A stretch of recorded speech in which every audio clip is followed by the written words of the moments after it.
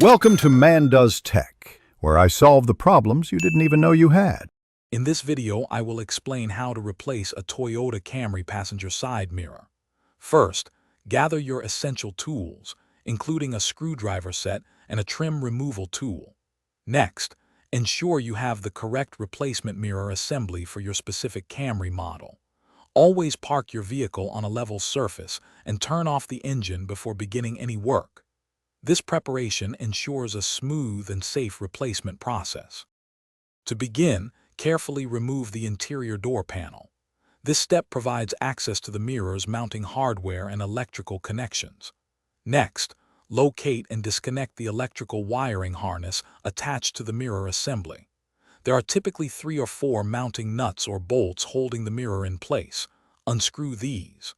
Once loose, gently detach the damaged mirror from the door frame, being mindful of any remaining wires.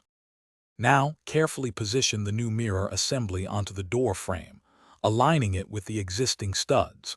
Secure the new mirror by tightening the 3 or 4 mounting nuts or bolts you previously removed.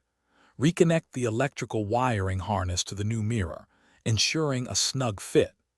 Before reassembling the door panel, test the mirror's electronic adjustments and any heating functions to confirm proper operation. Finally, reattach the interior door panel, ensuring all clips and screws are securely fastened. Double-check that the mirror's movement, heating elements, and any other features are working perfectly. Give the new mirror glass a good cleaning for optimal visibility on the road. Congratulations! You've successfully replaced your passenger side mirror.